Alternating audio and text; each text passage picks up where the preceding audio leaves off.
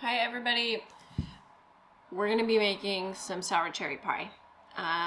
It's going to be really good. It's my first time making sour cherry pie. However, it's going to be a mix of cherries, both tart and sweet, because I could not find just tart cherries a week before Thanksgiving. So if you all have an amazing resource, or you live somewhere in the Midwest or in the Northeast, I'm jealous of you because you probably have access to tart cherries. But here in Southern California, Los Angeles area, I struggled to find some expedited shipping on some tart cherries. But never mind that. Let's get to it.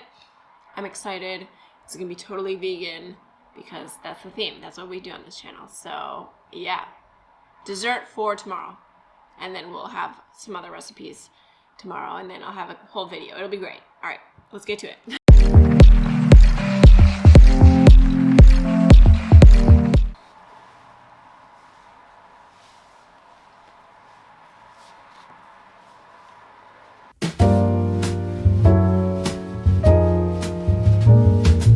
So to start this recipe, we gotta make that pie dough. This is my recipe for a vegan almond pie crust. Start by adding 250 grams of whole wheat pastry flour or regular all-purpose flour. I like whole wheat pastry. 100 grams of almond flour and 1.5 tablespoons of sugar. You can choose to add cinnamon as well if you'd like. Add 5 grams of salt in addition to 1 stick of butter. Because this recipe uses almond flour, I wanted to use a little less fat, so I chose to use just 1 stick of butter rather than 2, but freely choose to add more butter if you think that this pie crust needs it. Start by then crumbling everything up and really mixing in that butter with the flour using your fingers. You can also use a food processor, but I genuinely prefer to use my fingers. It works much better, and I can make sure that the butter is very well integrated. The next step is to add 2 to 3 tablespoons of cold water, ice cold water preferably, but sometimes you can get away with room temperature water. Mix it together, but not enough to knead it and create a very glutinous dough, just enough to push it all together.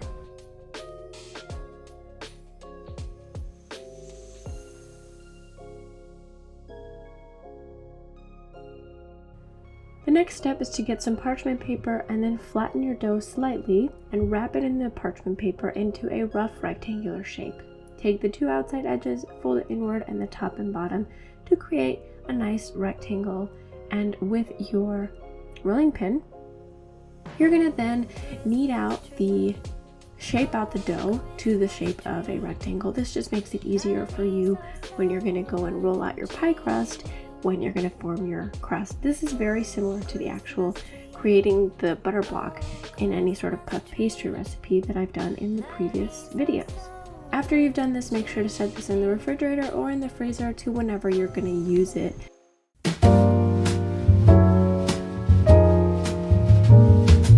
So for the pie filling, I have a cherries and berries blend because, as I described in the beginning of the video, I could not find only tart cherries. Unfortunately, I couldn't, so I had to weed through and pick out all of the individual berries, the strawberries and some of the blueberries, but some of them did make it into the pie. Some of them did make it into the pie, I must confess. Start by adding 1 cup of coconut sugar to your berries. You can also use granulated sugar, but supposedly coconut sugar is a little bit better. Add a teaspoon of almond extract or vanilla, whatever you prefer, but almond goes well with cherries. A teaspoon of ground cinnamon for warming spices and fall deliciousness. Half a teaspoon of ground allspice. You can also use cardamom. And 1 teaspoon of lemon zest.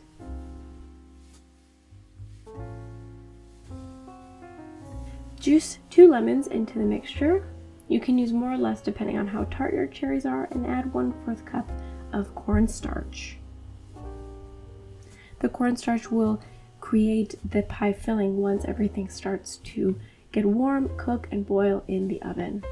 It just needs to be activated and bubble once everything is cooking. Give it a good mix with a spatula or a wooden spoon. Set it aside, primarily putting the berries in the fridge so they stay nice and cold.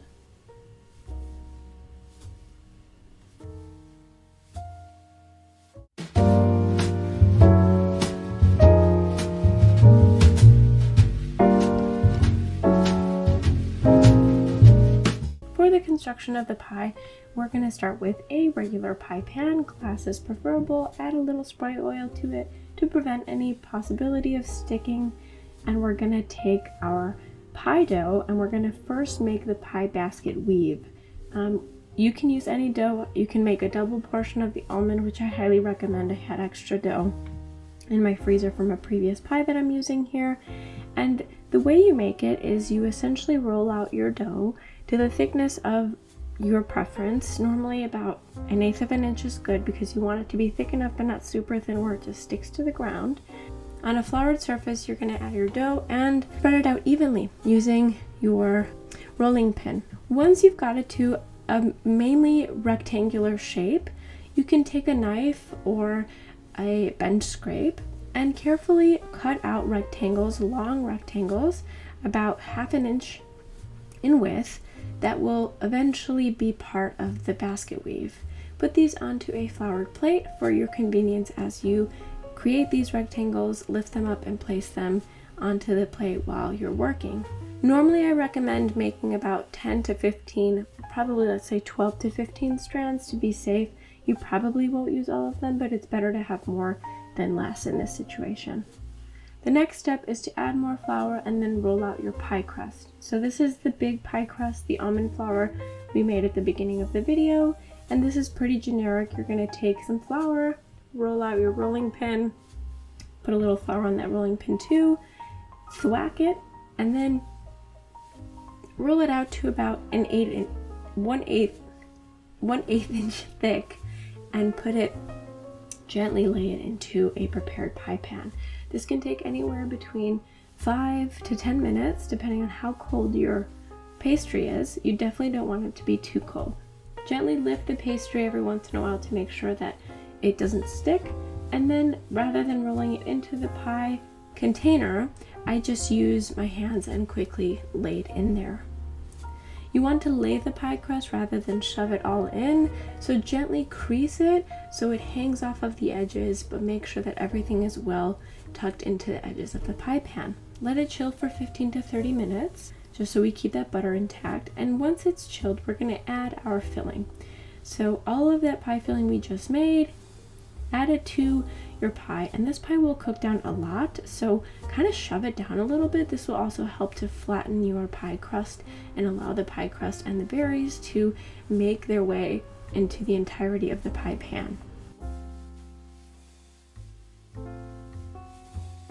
You want to add a little bit of plant milk to the side of the crust so we can seal everything on the top. I use just a regular brush. You can use a pastry brush or something made out of plastic, as I do here. And starting from the middle, you're going to add one of those long basket weave rectangular strands. I like to start mine vertical or horizontal, whatever works. And to create the basket weave, what you're going to do is the over-under formation. So start with one piece on the middle, crossing the main center of the rectangular, horizontal, or vertical piece that you've laid down initially. Add the second piece 90 degrees, and then as you continue to lay everything down, add one piece over and under each individual strand. It's much easier done than said, I will say that. It's just basically following that weaving pattern, and it's so much simpler if you start from the middle and work on out. Start with the longer rectangular strands in the center and work to the shorter strands that you made out of your initial basket weave dough for the edges of the pie. Once everything has been nicely laid down and you feel comfortable with the spacing of your trimmings and of your strands, which is probably the most important part, we're going to trim the crust. So start by taking any sort of pair of scissors and trim the crust, leaving about 1/2 inch to 3/4 of an inch of dough left over. This is important because we're going to take whatever is overhang and essentially fold it over the basket weave strands to create a thicker crust. Take that bottom crust and fold it over the basket weave strands, essentially like you were to roll anything up like a cinnamon roll, and do this to all of your pie, making sure to cut off any extraneous or extra dough because you don't want it to be too thick either.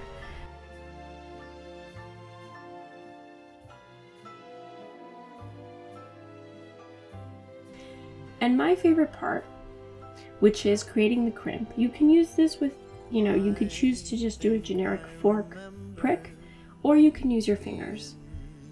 By using your fingers, you're going to use sort of your index finger and your thumb and alternate by creating this wonderful pattern, this crimp.